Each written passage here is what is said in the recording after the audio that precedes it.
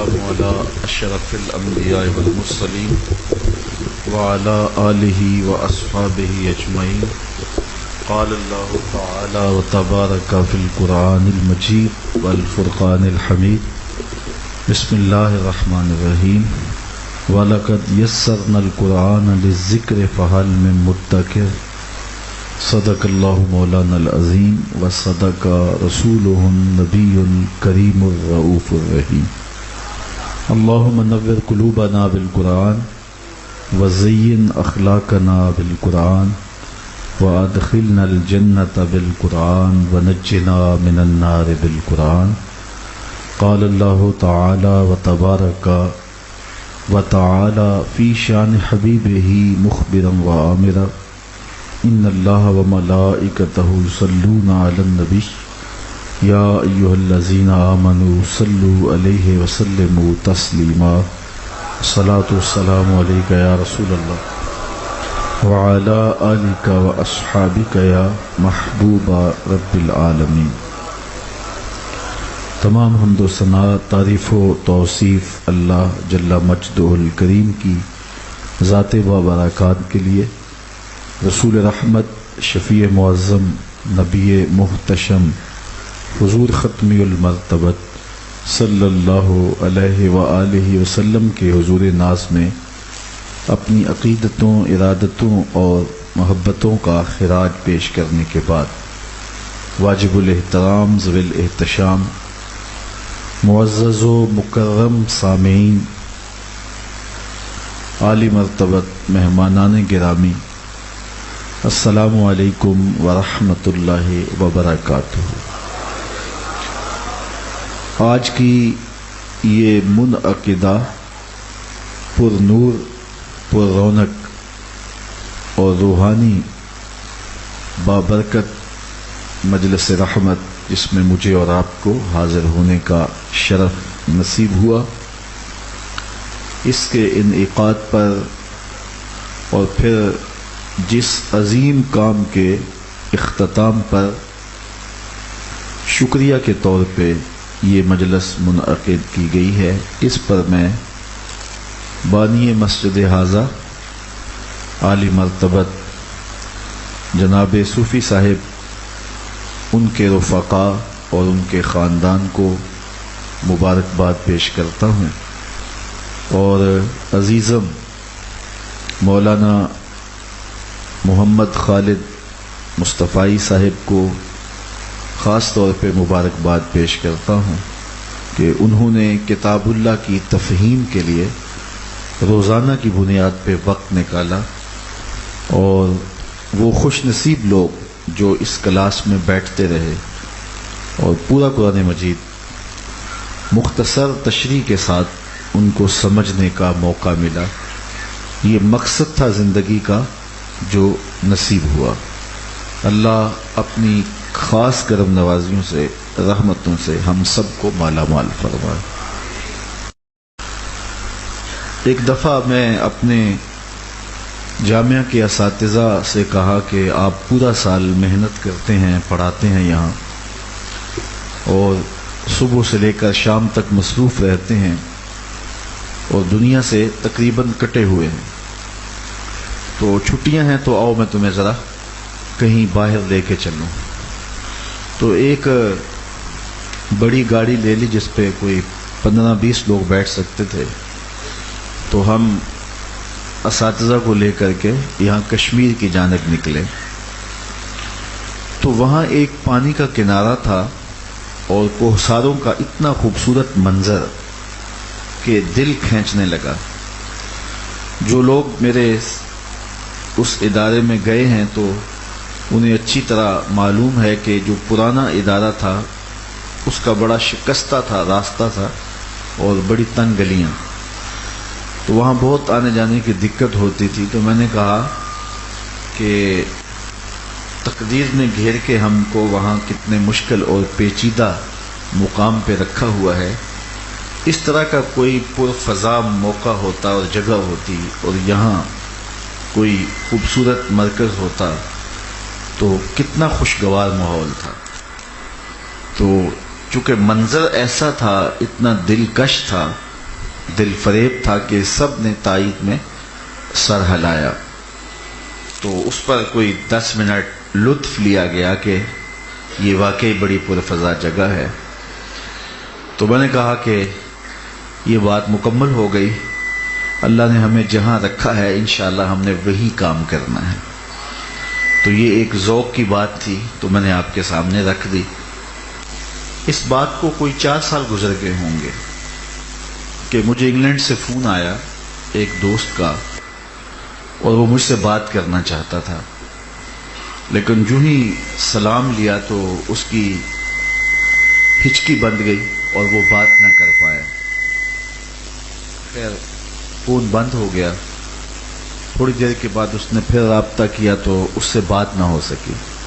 تو میں نے کہا کہ اچھا پھر کبھی بات کریں گے۔ تو 2 دن بعد دوبارہ اس نے بات کی تو اس نے اپنے جذبات پہ کنٹرول کر کے بڑی مشکل سے 2-4 باتیں کی اور پھر رابطہ موقوف ہو گیا۔ تو 2-4 دن کے بعد دوبارہ پھر اس سے رابطہ ہوا تو وہ کہنے لگا کہ میں آپ تک بڑی مشکل پہنچا ہوں کہ میں آپ کے نام سے شناسہ نہیں تھا۔ اس زمانے میں کیسٹ کے ذریعے سے پیغام، یہ اب سوشل میڈیا کا دور نہیں تھا ابھی، تو یہ پیغام منتقل کیا جاتا تھا۔ تو مجھے کوئی کیسٹ ملی جس میں بیان تھا اور نام نہیں لکھا تھا، تو بس میری زندگی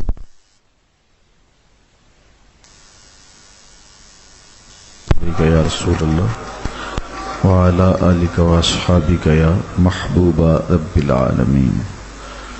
تو مجھے کہنے لگا کہ میری زندگی اس سے تبدیل ہو گئی، اور لیکن مجھے یہ سمجھ نہیں آ رہی تھی کہ یہ شخص ہے کون۔ تو مختلف علماء کرام کے پاس میں لے کر کے وہاں مقامی طور پہ گیا کہ یہ شخص کون ہے، تو کسی نے کوئی نام بتایا، کسی نے کوئی نام بتایا، لیکن یقیناً کوئی بھی کچھ بتا نہیں رہا تھا۔ تو کہتا ہے پھر اس کے بعد اس کو سنتے سنتے بھی وہ گھس گئی کیسٹ، اور کوئی 4-5 سال گزر گئے۔ تو ایک دن میرا بیٹا بیٹھا تھا اور نیٹ پہ کچھ چیزیں سن رہا تھا، تو میں چھت پہ تھا، تو کوئی آواز مجھے آئی تو بالکل وہ اس آواز سے ملتی جلتی تھی۔ تو میں 3 سیڑھیاں پھلانگتے ہوئے نیچے آیا اور اس کو کہا بند نہ کرنا، یہ کون ہے؟ تو کہتا ہے جب میں نے سنا تو بالکل آواز میچ ہو گئی، تو پھر وہاں سے میں تلاش کرتا ہوا آپ تک پہنچا ہوں۔ تو آپ نے ایک مہربانی کرنی ہے۔ میں نے کہا بسم اللہ فرمائیے۔ اس نے کہا کہ میں نے کشمیر میں ایک مسجد بنائی ہے، تو آپ نے اس کا افتتاح کرنا ہے۔ تو میں نے کہا میں ضرور جاؤں گا۔ تو فون پہ ہی اس سے ٹائم طے ہو گیا۔ اس نے کہا میں تو پاکستان کسی وجہ سے نہیں پہنچ پاؤں گا، لیکن میرے والد صاحب آپ کو ملیں گے فلاں جگہ پہ، آپ پہنچ جانا۔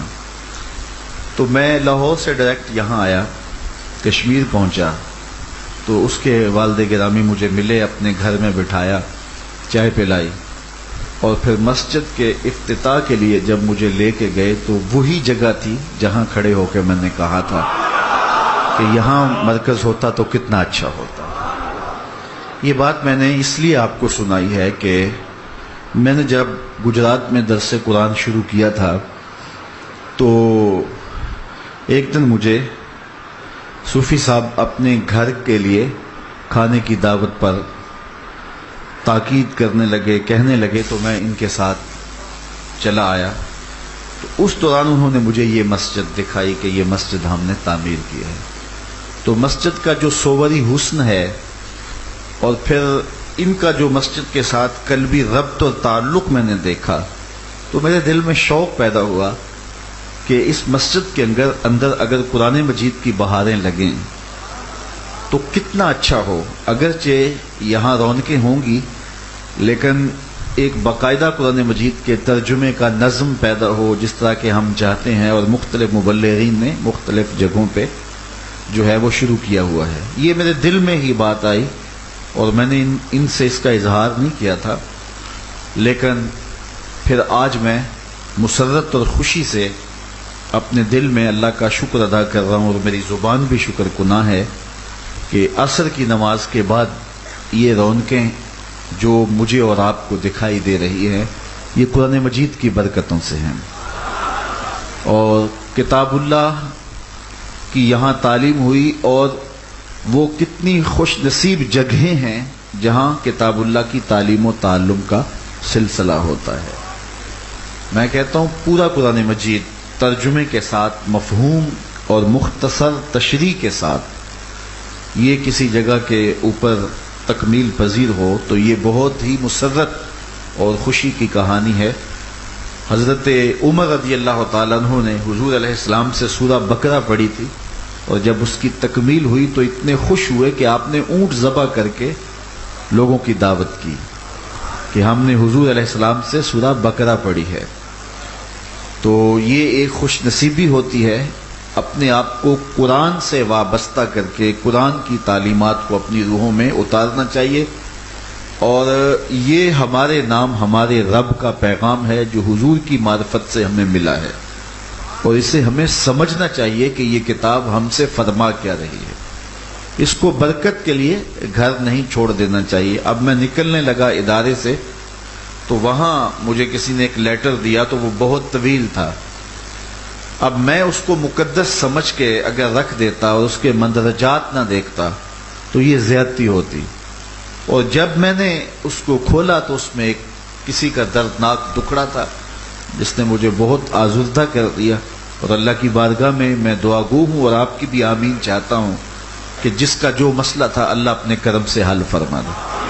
تو جب تک جو پیغام جو میسج آپ کے نام ہو اس کو آپ پڑھے نہیں گے تو آپ آراستہ کر کے رکھ دیں گے تو اس کا تقاضا پورا نہیں ہوتا۔ تو کتاب اللہ ہمارے آقا و مولا کا ہمارے نام پیغام ہے، اور حضرت مصعب بن عمیر رضی اللہ تعالیٰ عنہ کو حضور نے مدینہ المنورہ اپنی آمد سے مدینہ جانے سے پہلے بھیج دیا، اور ان کو یہ کہا کہ وہاں کے لوگوں کو جا کے قرآن سکھاؤ، اور حضرت مصعب بن عمیر رضی اللہ تعالیٰ عنہ نے جا کے لوگوں کو قرآن سکھایا، اور بنو اشہل اور دیگر قبائل نے اسلام قبول کیا۔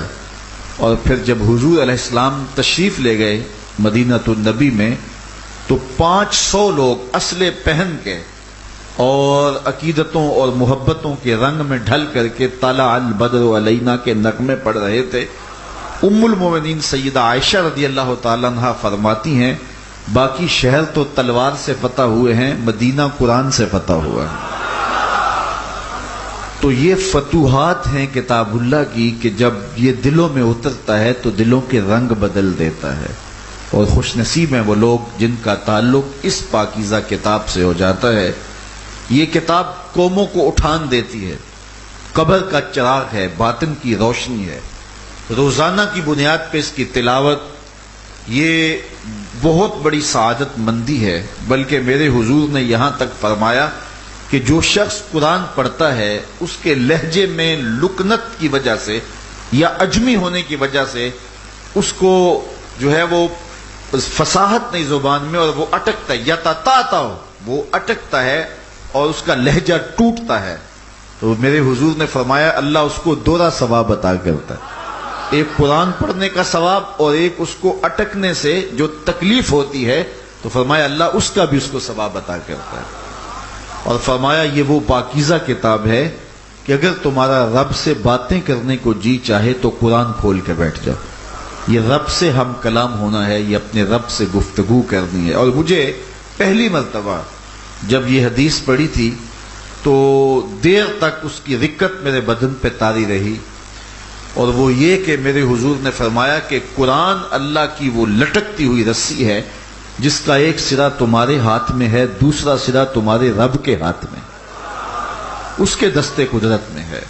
تو مجھے بتائیے کہ یہ تصور کہ یہ قرآن جو ہم پڑھ رہے ہیں یہ اللہ کی رسی ہے، اور اس کو پڑھنے سے ہمارا ربط قائم ہوتا ہے کہ ایک سرا ہمارے ہاتھ میں ہے تو دوسرا سرا اس رسی کا، جو لٹکتی ہوئی رسی، اس کا دوسرا سرا اللہ کے دستے قدرت میں ہے۔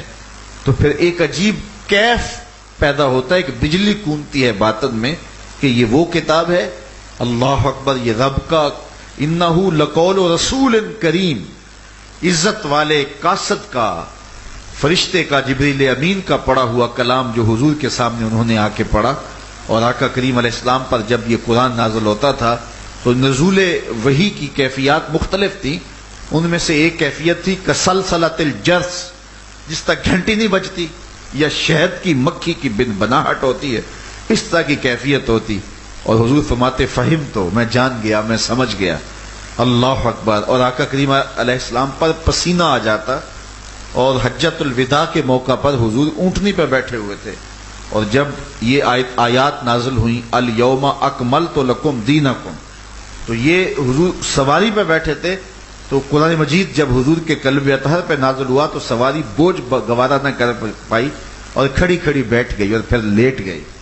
اللہ اکبر. یہ کیفیت ام المومنین فرماتی جب قرآن اترتا تو سردیوں کی راتوں میں حضور کو پسینہ آ جاتا.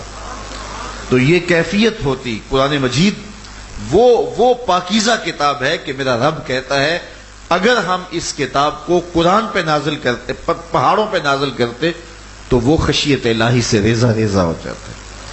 تو یہ ہمارے لیے آسان کیوں ہوا؟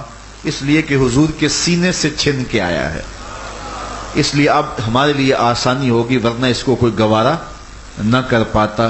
تو اس کتاب کے ساتھ وابستگی، اس کتاب کے ساتھ دل بستگی، تعلق کے خاطر یہ تو ترجمہ اور مختصر تشریح کے ساتھ آپ لوگوں نے پڑھا. اگر اس کو ناظرہ بھی پڑھ لیا جائے تو اس کی برکتیں پھر بھی بہت ساری ہیں. علامہ اقبال علیہ رحمہ نے اپنے ایک دوست کو خط لکھا، اگر قرآن مجید مفاہیم و مطالب کے ساتھ پڑھنا نہیں بھی آتا تو ناظرہ تلاوت بھی معمول رکھیے گا. خالی ناظرہ پڑھنے والے کے قلب کا تعلق رسول اللہ کے قلب سے جڑ جاتا ہے. چونکہ یہ حضور کی زبان پہ نازل نہیں ہوا قرآن، یہ بات ذہن میں رکھے. قرآن حضور کی زبان پہ نازل نہیں ہوا، یہ حضور کے دل پہ نازل ہوا ہے.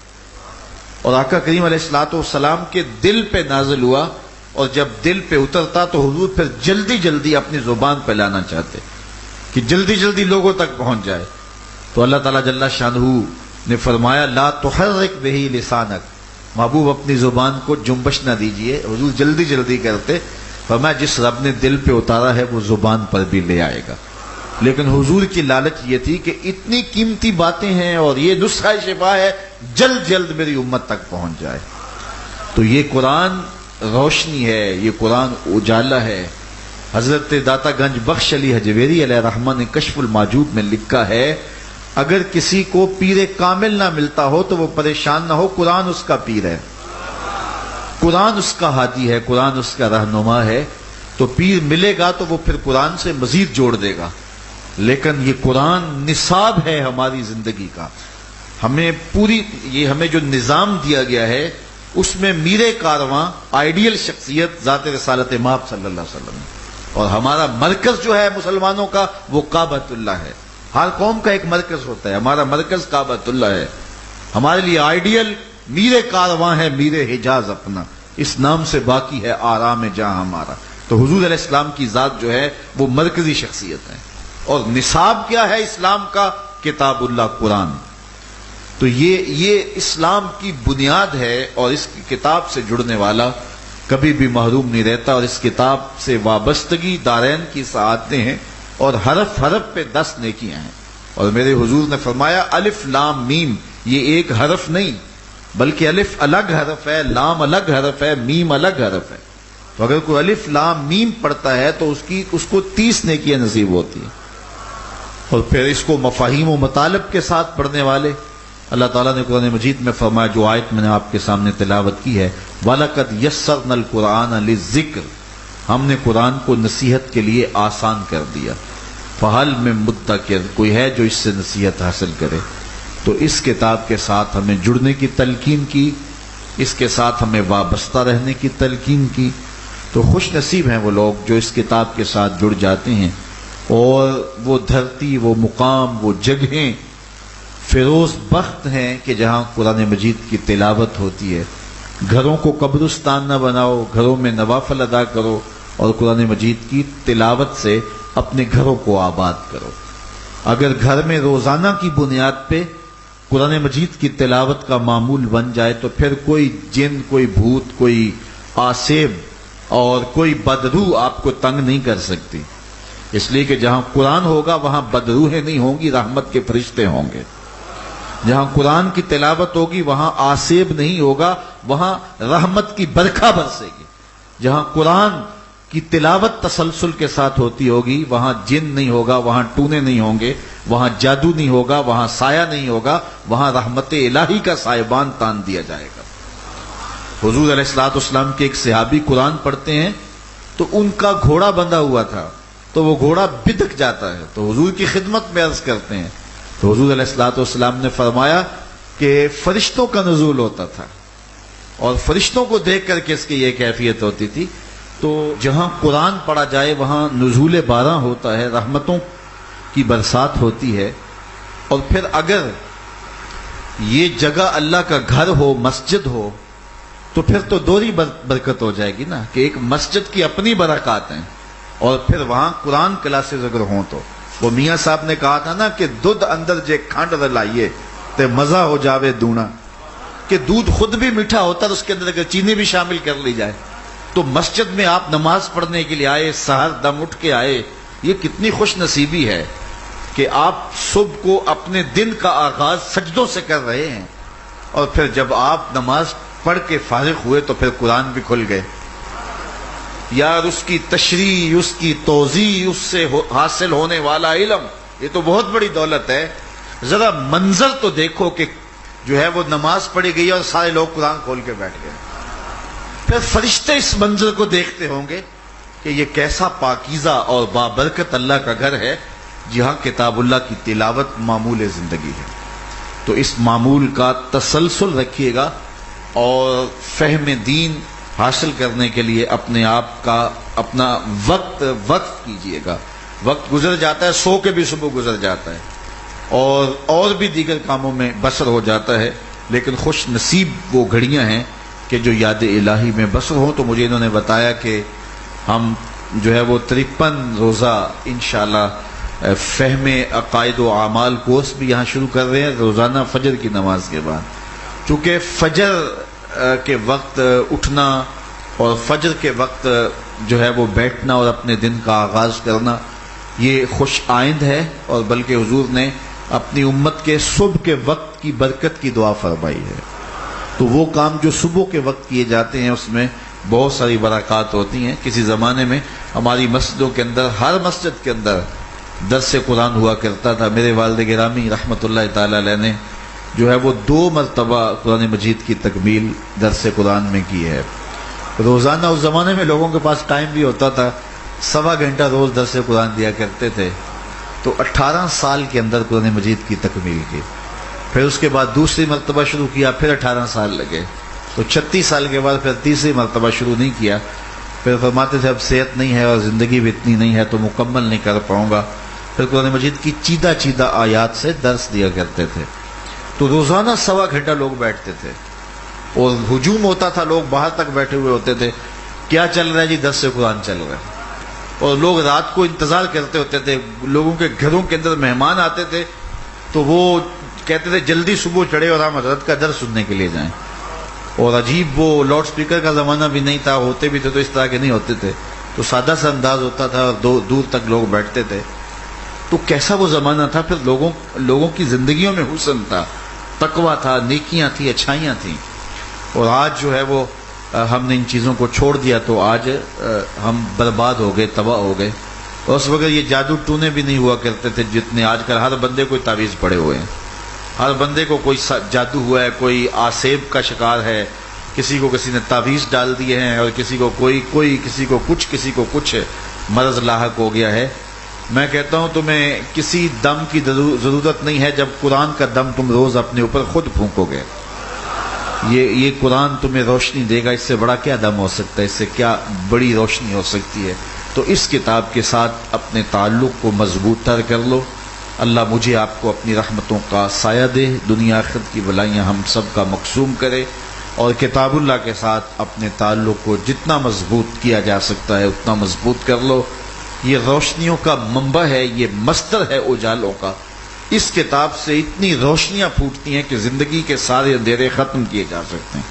یہ طمانینت قلب کا سبب بھی ہے، یہ روح کے اجالوں کا سبب بھی ہے، یہ کتاب زندگی ہے، کتاب حیات ہے۔ اس کے بتائے ہوئے اصولوں کے مطابق اگر زندگی بسر کریں گے تو یہ زندگی بھی خوبصورت ہوگی، اور اس زندگی کے بعد ایک اور شروع ہونے والی زندگی ہے، وہ زندگی بھی خوبصورت ہوگی۔ قرآن قبر میں چراغاں کرے گا، قبر میں روشنیاں دے گا، قبر میں اجالا کرے گا۔ اس کتاب کے اندر ایسے شفا کے نسخے رکھے گئے ہیں۔ ویسے تو اس کا حرف حرف شفا ہے، لفظ لفظ نور ہے، لیکن کچھ شفا کے ایسے نسخے ہیں کہ ہماری زندگی کے روز مرہ مسائل کا حل ہے۔ مثال کے طور پہ آج کل ہر بندہ معاشی طور پہ پریشان ہے، تو سورہ واقعہ صرف 3 رکوعوں پر مشتمل ہے۔ اگر یہ معمول زندگی بنا لے تو سورہ واقعہ جہاں ہوگی وہاں نحوستیں اور بے برکتیاں نہیں ہوں گی۔ حضرت عثمان غنی رضی اللہ تعالیٰ عنہ حضرت عبداللہ ابن مسعود رضی اللہ تعالیٰ عنہ کا حال پوچھنے گئے جب وہ بیمار تھے، اور یہ خلیفہ ثالث تھے، اور اللہ تعالیٰ نے ان کو بہت مال و دولت بھی دیا تھا، اور حضرت عبداللہ ابن مسعود کی بیٹیاں ہی بیٹیاں تھیں۔ تو جب یہ واپس پلٹنے لگے تو انہوں نے اشرفیوں کی کچھ تھیلیاں حضرت عبداللہ ابن مسعود کو پیش کی۔ تو حضرت عبداللہ ابن مسعود نے حضرت عثمان سے کہا کہ یہ کیا ہے؟ تو انہوں نے کہا یہ خدمت ہے تھوڑی سی، اور آپ بیمار ہیں اور آپ کی بیٹیاں ہی بیٹیاں ہیں، تو آپ قبول کر لیجئے۔ تو حضرت عبداللہ ابن مسعود نے کہا کہ یہ کسی اور کو پیش کر دینا، میری بیٹیوں کی عادت یہ ہے کہ اتنی دیر تک سوتی نہیں ہیں جب تک سورہ واقعہ نہیں پڑھ لیتی، اس لیے چونکہ ہمیں تو کوئی ٹینشن نہیں ہے، کیونکہ ہمارے پاس سورہ واقعہ موجود ہے، اور یہ میں نے حضور سے سنا تھا، اور میری بیٹیاں اس کی عامل ہیں، تو اس لیے ہمیں آپ اس وجہ سے کہ یہ ان کا کمانے والا بعد میں کوئی نہیں ہے، تو آپ ٹینشن نہ لیں، ہمارے پاس سورہ واقعہ جو ہے تو یہ اس کو دیں جس کے پاس سورہ واقعہ نہ ہو۔ تو یہ سورہ واقعہ اتنی روشنیاں دیتی ہے، اتنے اجالے بڑھے، اور اس کا آیت الکرسی ہے، اس کی تلاوت معمول بنائیں تو اس کا ایک اپنا نور ہے۔ حضرت ابو ہریرہ رضی اللہ تعالیٰ عنہ فرماتے ہیں کہ حضور نے مجھے صدقے کے مال پہ مقرر کیا تھا، اور فرمایا تھا کہ ذرا اس کا خیال رکھنا، کوئی اس کو نقصان نہ پہنچائے۔ تو فرماتے ہیں کہ میں ایک دن رات کو دیکھا کہ ایک شخص نے کپڑا بچھایا ہے اور صدقے کی کھجوریں اس میں ڈالنے لگا ہے۔ تو میں نے دیکھا تو میں آگے گیا اور جا کے اس کا بازو پکڑ لیا۔ میں نے کہا کہ تم یہ کیا کر رہے ہو؟ اس نے کہا میں کثیر العیال ہوں، چھوٹے چھوٹے میرے بچے ہیں، اور ذرائع آمدنی میرے بہت تھوڑے ہیں، مجبور ہو گیا ہوں، میں کوئی چور تھوڑا ہوں۔ تو کہتے ہیں مجھے ترس آ گیا، میں نے اس کو چھوڑ دیا۔ جب صبح ہوئی تو میں حضور کی خدمت میں حاضر ہوا، تو حضور سے جو ہی ملا تو آقا کریم نے میری جانب دیکھ کے مسکراتے ہوئے کہا ما فعل اسیرک البارحہ، ابو ہریرہ رات والے چور کا کیا بنا؟ تو یہ بات تو میری اور اس کی تھی۔ تو میں نے عرض کی حضور میں نے اسے پکڑ لیا تھا، اس نے کہا چھوٹے چھوٹے بچے ہیں اور میرے پاس ذرائع آمدنی نہیں ہے، مجبور ہوں، میں چور تھوڑا ہوں۔ تو حضور نے فرمایا کہ جھوٹ بول گیا ہے، اور سنو آج پھر آئے گا۔ اللہ اکبر۔ حضرت ابو ہریرہ فرماتے ہیں میں طاق میں رہا، اگلا دن ہوا تو پھر واپس وہ دوبارہ پھر آ گیا، اور اس طرح کپڑا بچھا کر کے وہ دوبارہ پھر اس کے اندر جو ہے وہ ڈالنے لگا۔ تو میں نے پھر اس کو پکڑ لیا، تو پھر وہ ترلے منتیں، چھوٹے چھوٹے میرے بچے ہیں، مجھے معاف کر دو، دوبارہ نہیں آؤں گا۔ تو خیر میں نے چھوڑ دیا۔ اگلے دن پھر حضور کی خدمت میں حاضر ہوا تو حضور نے پھر کہا ما فعل اسیرک البارحہ، وہ کیا بنا رات والے قیدی کا؟ تو میں نے کہا حضور میں نے اس کو چھوڑ دیا۔ تو حضور نے فرمایا جھوٹ بول گیا ہے، اچھا پھر آج پھر آئے گا۔ اللہ اکبر۔ پتہ نہیں یہ کس چکر میں لوگ پڑے ہیں کہ نبی گزرے کا نہیں جانتا، آنے والے کا نہیں جانتا۔ اس ایک حدیث میں گزری خبریں بھی، آنے والی خبریں بھی۔ تو فرمایا آج پھر آئے گا۔ تو حضرت ابو ہریرہ فرماتے ہیں میں طاق میں رہا، وہ واقعہ آ گیا، میں نے بازو پکڑ لیا، اس نے ترلے منتیں، میں نے کہا آج نہیں چھوڑوں گا تجھے، پکڑ کے حضور کے پاس لے جانا۔ تو جب میں نے حضور کا نام لیا تو وہ کانپنے لگا، کہا میں تمہیں ایک بات سناتا ہوں، اگر تمہیں پسند آ جائے تو مجھے چھوڑ دینا، نہ آئی تو پھر نہ چھوڑنا۔ میں نے کہا ٹھیک ہے۔ اس نے کہا کہ رات جب سونے لگو اور تمہاری کمر بستر پہ لگے تو سونے سے قبل آیت الکرسی پڑھ لیا کرو، اور فجر تک تمہارے پاس شیطان نہیں آئے گا۔ کہتے ہیں بات مجھے بڑی اچھی لگی تو میں نے اس کو چھوڑ دیا. تو جب صبح گیا حضور کی خدمت میں تو حضور پھر مسکرائے. جس کی تسکین سے روتے ہوئے ہنس پڑے اس تبسم کی عادت پہ لاکھوں سرا. فرمایا ما فعل اسیرک البارحہ، ابو ہریرہ رات والے قیدی کا کیا بنا؟ میں نے عرض کی حضور اس نے یہ کہا اور مجھے بات پسند آ گئی تو میں نے چھوڑ دیا. تو آقا کریم نے فرمایا بندہ تو جھوٹا تھا لیکن بات سچی کر گیا. اور پھر پوچھا ابو ہریرہ جانتے ہو جو 3 دن آتا رہا وہ کون تھا؟ میں نے عرض کی اللہ و رسولہ عالم. فرمایا وہ خود ہی تو شیطان تھا جو تمہیں اچھی بات بتا گیا. تو یہ آیت الکرسی اس کے دامن میں. اسی طرح حضور نے فرمایا کہ ہر چیز کا کوئی دل ہوتا ہے اور قرآن کا دل سورہ یاسین ہے. اللہ اکبر. سورہ یاسین پڑھو گے تو بے پناہ برکتیں اس کے دامن میں رکھی ہوئی ہیں. اسی طرح جو ہے عروس القرآن، قرآن کی دلہن سورہ الرحمن ہے. جب اس کی تلاوت کریں گے تو دل نہال ہوتا چلا جائے گا.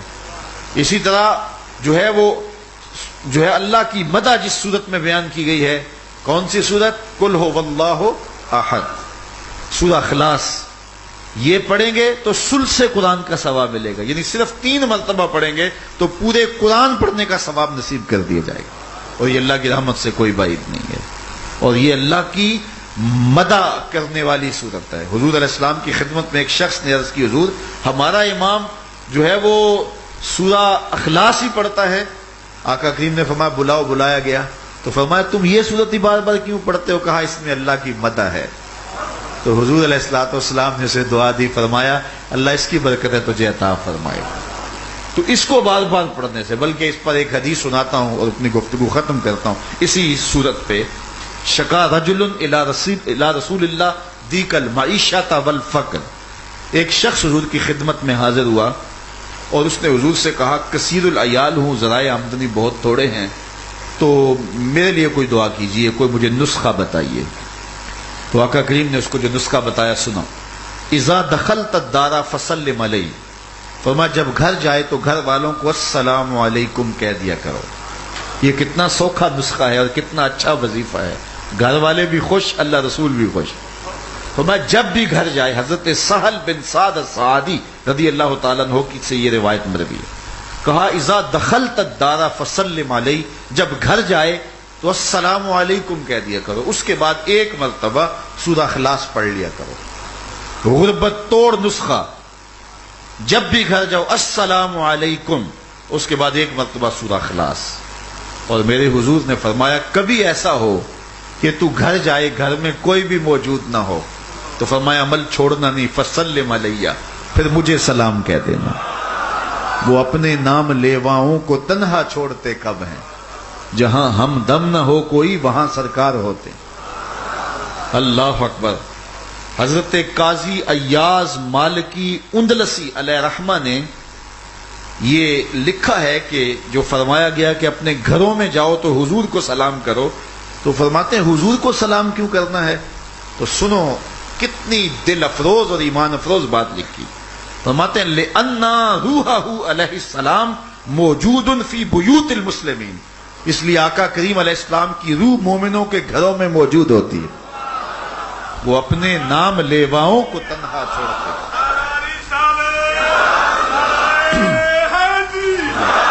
وہ اپنے نام لیواؤں کو تنہا چھوڑتے کب ہیں، جہاں ہم دم نہ ہو کوئی وہاں سرکار ہوتے.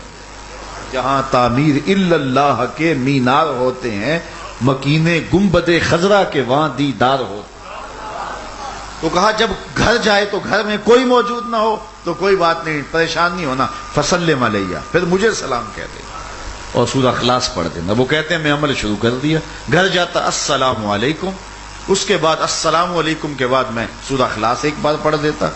اور اگر کبھی گھر جاتا تو گھر میں کوئی موجود نہ ہوتا، پھر تو مجھے چاہ پر چڑھ جاتے نا. پھر میں کہتا یا نبی سلام علیکہ، پھر حضور کی بارگاہ میں سلام پیش کرتا اور اس کے بعد 1 مرتبہ سورہ اخلاص پڑھ دیتا. اب اگلی بات سنو. فرماتے ہیں حتی افاد اللہ جیرانہ. اس عمل کی برکت سے میں نے تو امیر ہونا ہی ہونا تھا، میرے ہمسائے بھی امیر ہو گئے، میرے ہمسائے بھی امیر ہو گئے. تو قرآن کو اپنی زندگی میں بسا لو، قرآن کو شامل کر لو. دنیا بھی سنورے گی، قبر بھی سنورے گی، نزا کا عالم بھی سنورے گا. حشر میں بھی اجالے ہوں گے، قبر میں بھی اجالے ہوں گے، جنت کی بہاریں بھی نصیب ہوں گی اور رسول اللہ کا ساتھ نصیب ہوگا۔ تو اس کتاب سے جڑو، اس کو ورق ورق پڑھو، اس کو حرف حرف پڑھو، اس کو رکوع رکوع پڑھو، اس کا ایک ایک آیت ممکن ہو تو ایک ایک آیت روز پڑھ لو، اور اس کو ترجمے اور تفسیر کے ساتھ، توضیح کے ساتھ، شان نزول کے ساتھ اس کتاب اللہ کی تلاوت کا معمول بناؤ۔ اپنے بچوں کو بٹھا کر کے قرآن پڑھاؤ، ماہ سیام میں خاص اس کا اہتمام کرو، اور عام ایام کے اندر بھی تمہارا کوئی دن ایسا نہ گزرے جس دن تم نے قرآن نہ پڑھا ہو۔ اپنے اوپر حرام کر لو وہ دن جس دن کتاب اللہ سے آپ کا تعلق نہ رہا ہو۔ روزانہ درس قرآن دو، روزانہ درس قرآن سنو، یا روزانہ قرآن مجید کی تلاوت معمول زندگی بناؤ، پھر دیکھنا زندگی کتنی روشنیاں اور کتنے اجالوں سے بھر جاتی ہے، اور کتنی نور بدامہ ہو جاتی ہے۔ تو اس کتاب سے تعلق اپنے من میں، اپنے باطن میں، اپنے اندر اتار لو۔ اللہ تعالیٰ جل شانہ اس کتاب کے ساتھ ہمارے ربط کو مضبوط فرمائے، اور اس کتاب کے اجالے ہماری زندگیوں میں فرمائے، اور اس کا چراغاں ہماری قبروں میں کرے، ہماری نسلوں میں اس کا فیض منتقل کرے۔ یہ رسول اللہ کے سینے پہ اترنے والی پاکیزہ کتاب اور رب کا کلام ہے، اور اس کی برکتیں اللہ تعالیٰ ہم سب کے باطن میں، ہمارے قلوب میں اتار دے۔ کی محمد سے وفا تو نے تو ہم تیرے ہیں، یہ جہاں چیز ہے کیا لوح و قلم تیرے ہیں۔ اقبال کہتے ہیں حضور سے وفا کر لو، پھر قلم بھی تمہیں دے دیں گے، تختی بھی تمہیں ہی دے دیں گے، پھر جو لکھنا ہوا خود ہی لکھ لینا۔ تمہاری تقدیر کے فیصلے کہیں اور نہیں ہوں گے، بلکہ خدا بندے سے خود پوچھے گا بتا تیری رضا کیا ہے۔ شرط یہ ہے کہ وفا کا رشتہ رسول اللہ صلی اللہ علیہ وآلہ وسلم کے ساتھ مستقل قائم کر لیا جائے۔ اللہ کی بارگاہ میں پھر دعا گو ہوں کہ اس مسجد کی رونقیں قیامت تک آباد رکھے، اس کے بانیان سے لے کر کے اس کے نمازیوں تک۔ جو مسجد میں جھاڑو بھی دیتا ہے اللہ اسے بھی جزا دے، بلکہ جو گلی سے گزرتے اس مسجد کو محبت کی نظر سے دیکھتا بھی ہے اللہ اسے بھی محروم نہ رکھے۔ اب مسجدوں کو سجدوں سے آباد کرو، مسجدوں کی آبادی سجدوں سے ہے۔ 5 گانا نماز میں رونقیں ہوں تو دل باغ باغ ہو۔ اللہ اکبر، جگہ نہ ملے مسجد کی وسعت کرنی پڑ جائے، اس قدر اپنے اپنے علاقوں میں مسجدوں کو آباد کرو، نماز کی تحریک چلاؤ، ترجمۃ القرآن کی تحریک چلاؤ، اور کتاب اللہ کے ساتھ جڑنے کی تحریک چلاؤ۔ سویر سے شام تک کس کس موضوع پہ گفتگو کرتے ہیں، سارے موضوعات چھوڑو اور قرآن کے موضوع پہ بات کیا کرو، انشاءاللہ زندگی میں چراغاں ہوگا۔ وآخر دعوانا ان الحمد للہ رب العالمین۔